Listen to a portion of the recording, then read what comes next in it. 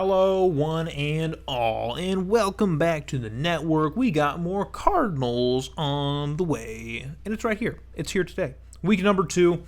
We are coming off a loss. We started the season with a loss. We haven't done that a lot, or it's only the second year.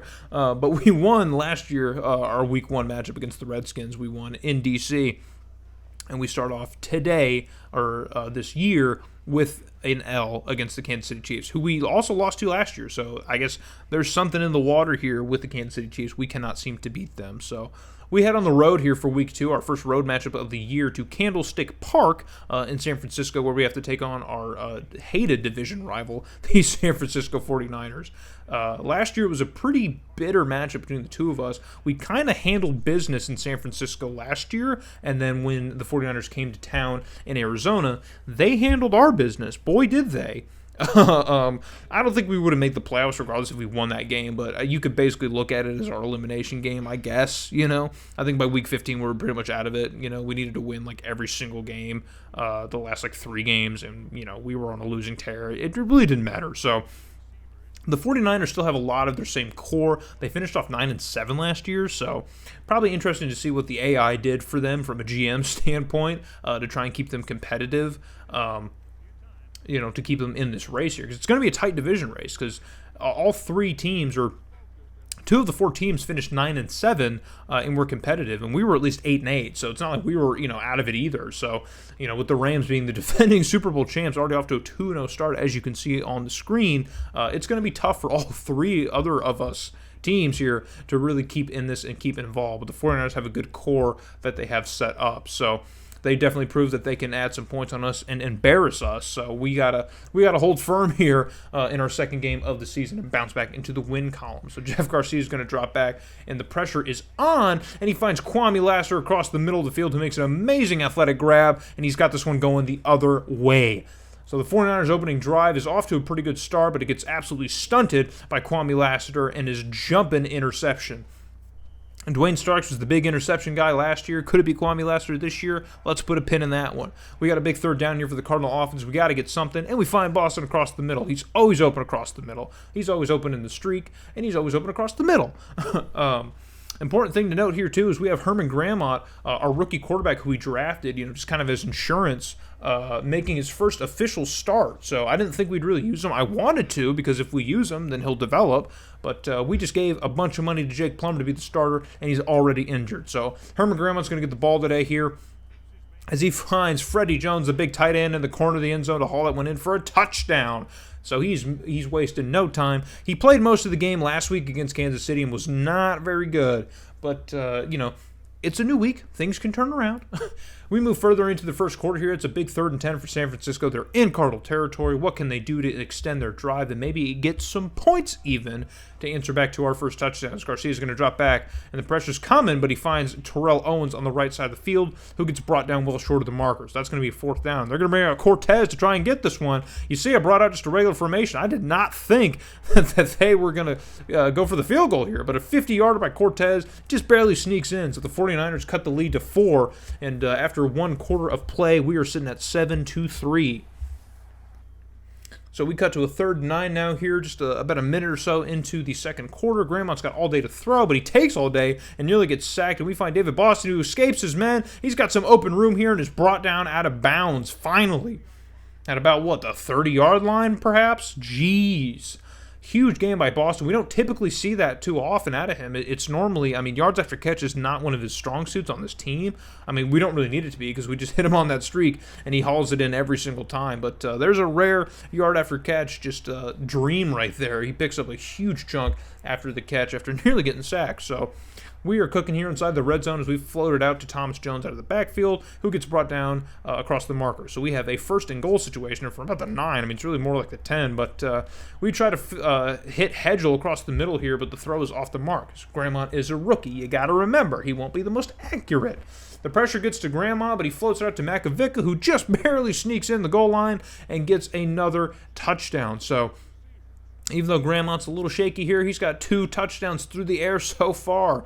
And we have the ball again with an opportunity, and we find David Boston, who hauls it in and gets brought down at the 20-yard line. That's what I was talking about, man. He normally makes the catch, and that's it. That's all she wrote. He is not breaking that first tackle. I don't know why. I would love for that skill to increase. He's already pretty much at like a 99, but I would love for that skill to increase. Jeez, boy, would I. But Grandmont's laying up absolute dimes here, so we can't be mad with his performance as a rookie in his first start here, because this is probably one of the biggest stages to do it. The only other bigger stage would be inside the Dome in St. Louis. So Thomas Jones making some men miss here and getting out to the corner, just about sneaks in past the pylon, but he gets brought down at about the 2 or 3 yard line. So he sets us up in an amazing position to take a humongous lead over our rivals here early on enough in this game. Just over 2 minutes left to go. We're going to give it to Thomas Jones again, who gets stuffed at the line here, and he falls forward, but they're going to mark him short. So we're going to try and punch this one in here again. 2nd and goal, we're going to give it to Makovica, and the coverage is there, and he shakes off a tackle, but he can't escape. He can't find the room to get into the end zone. So 3rd and goal, what can we do? We're going to try and go through the air and get this one, but there's nothing there. No one is open. We floated out of desperation, and nobody gets it. So and Grandmont just, just does something here. But 4th and goal, we got to have it. I know I can get it, and we get it as we go to Thomas Jones again. And this time he finds the opening with a 14-3 lead. I was okay with, turning the ball over on the 1 yard line. I was okay with that. But fortunately, we got it here. So with just a minute left, the 49ers have a chance here to add some points of their own. They're at midfield. It's 3rd and 5. The pressure's in Garcia's face, but he finds Terrell Owens, who mosses Dwayne Starks and Flowers. Levon Flowers, our big free agency pickup. Both of them get mossed by Terrell Owens. I can't blame them, but I hope they wouldn't do that. So 1st and 10 now, and Terrell Owens gets the call again, and he makes the catch. And Levon Flowers has to make another tackle on Terrell Owens because no one seems to be covering him. I don't know what's going on.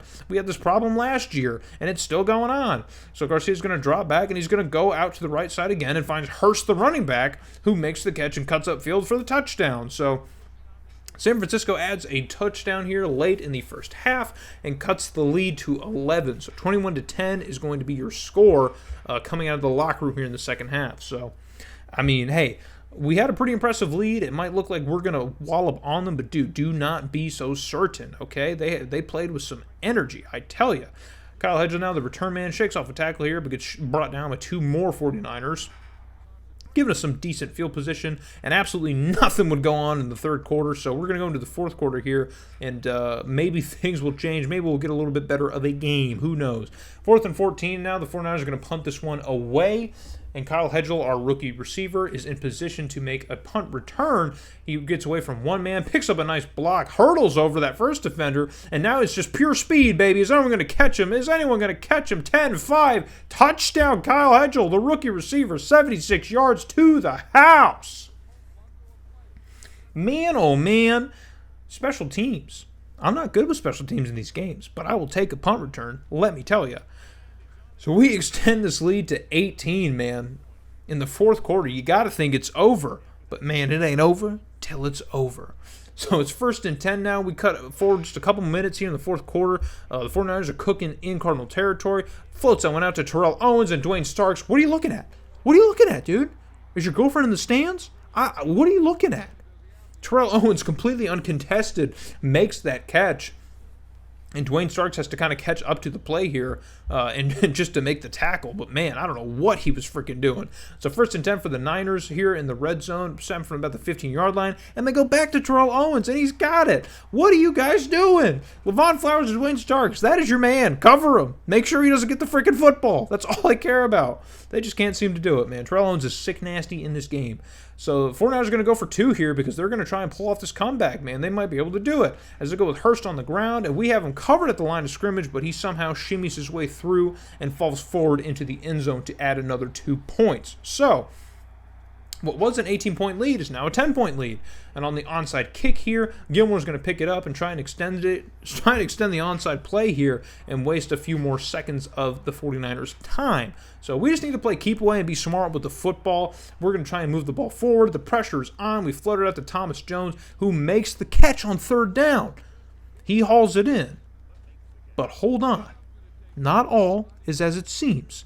Keep your eyes peeled, as San Francisco thinks they see something fishy. and they're going to call the challenge, okay? They're going to throw out the red hanky. They still got time to do it.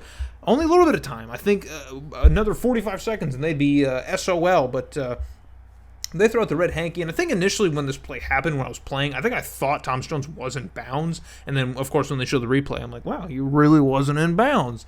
So this is a huge challenge for San Francisco because this is going to give them the ball back with at least a good amount of time here to maybe score and get the football back again. So, but we would have to screw up pretty mightily to manage that. So we just need to trust Herman Grandmont and, of course, our coaching ability. So 4th and 5, we're going to bring out Grammatica to try and put this one away here with another field goal because I think that will do it. And this one is up, and it's got more than enough leg, and that was over the pole, okay? The game's saying no good, but that was well over the pole. You guys saw that. Come on now. Either way, the game wants to cheese us out of this. Garcia and his gang of merry men have the ball again with just under 2 minutes now, and they're going to run a hurry-up drill, the 2-minute drill, and try and add some points. Maybe they can catch up to us. Who knows? 1st and 10 now. They're snapping it from the 40-yard line, and they're going to float out to the left side, and we have that one well covered. Greer's there. He's all over it. So the 49ers are still going to stick in hurry-up mode. They got to go. They want to move. They're not burning any timeouts. They need all the time they can get, even though they are wasting a lot of it. So Garcia moves up in the pocket and finds Wendell Bryant, the big defensive tackle. He shimmies off some blocks and gets home. Brings down Jeff Garcia. So everyone's got to get moving, though. Everyone's got to get set up yet again as a bunch of time is still ticking away. 3rd and 15 from the 45-yard line. What can the 49ers do? Jeff Garcia drops back. He's looking over, and he finds Streets across the middle who gets brought down very short of the marker. And you have to think, folks, this has got to be it, right? They're done, right? Well, no. Jeff Garcia is setting up again. He's got a minute left, and he's going to use every bit of that 60 seconds as he wastes just a few more of it. Garcia drops back now. There's not a ton of pressure, and he floats someone out and finds our rookie cornerback, Williams, who hauls it in and has it going the other way, and that's got to be it. That's got to be the nail in the coffin, right? We're done. There's nothing more we can do. So we're going to try and run out the rest of the clock here, but San Francisco has all of their timeouts because they were running the hurry-up. So they can stop us here. We got to get a first down at least. It's 2nd and 9, and oh my goodness. Thomas Jones coughs up the football, and Stubblefield picks it up. Grandmont can't catch him. Thomas Jones is in pursuit, but he can't catch him. It's a scoop and score. All we needed was to run out the clock, and Thomas Jones decides to screw up at the worst possible moment. So now San Francisco's just going to go for the extra point. So now it's a 3-point game. If they can just get the ball back, they don't. They could just get the ball back. They could tie it, but they don't. The second straight onside here fails, but Grandmont's going to try and put this away, man. We need points, or not points, but we need a first down, something. And he sails this one across the middle, and it's picked. What were we doing? All we had to do was run. I was not confident that we could just run the clock out with how things happened the last time. I didn't want to fumble the ball. And so I threw it to the defense. Don't question it. Don't question my coaching. Just stick with it. So 28 seconds left. The 49ers have an opportunity to get in field goal range. I think they might have one timeout left, perhaps. I'm not entirely sure. But they've got time here as they find Streets downfield, and he's brought down just shy of the 40-yard line, and they're going to call that timeout. And now they have 22 seconds. They could probably try and get maybe another 10 yards closer or so. And they're going to float that one out to Hurst, who gets brought down shy of the marker. Now, it is closer to the 30-yard line here, but it's still pretty freaking far. Now, they're going to let the time tick here. I don't think they have any timeout, so they're going to go here with the spike. They're not even going to center it. And they're going to bring out Cortez. Cortez hit a 50-yarder earlier in the game. Can he hit a game-tying field goal? It is up. The clock is ticking. 3, 2. It is in. 1 second on the clock, and Cortez nails a 51-yarder. So the 49ers really trusted in their man's leg, as they should. One kickoff left. Will this end the game? Can we get some heroics here, or are we going to overtime? Kyle Hejl, the rookie receiver, gets it on the kickoff here, and the seas are parting. The Red Seas part. He's escaping them. They're not going to catch him. He's got the speed. That's why we drafted him. 15, 10, 5, touchdown, Kyle Hejl! He does it! Kyle Hejl, the man, the truth, the man, the myth, the legend, from a college somewhere. I don't know where he was from, but man, oh man, 2 returns in the same freaking game to walk us off and give us a victory in week 2 in San Francisco against these 49ers. Baby, this is why you love football. This is why you watch. It's for stuff like this, for the heroics.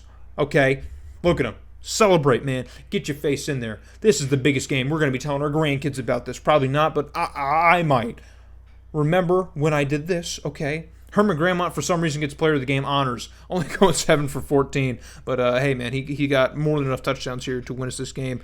I'm pretty sure the second half was entirely just Kyle Hejl. Like, just entirely him. The only reason we were in this game is because of his 2 returns. So, yeah, we got to remember that. We got to get him a nice gift for his birthday, for Christmas. Or maybe just a big contract. Who knows? So, absolutely nuts, man. He's been the guy in this game. You got to be happy about it as we look over the end of game stats here and see how things shook up for us.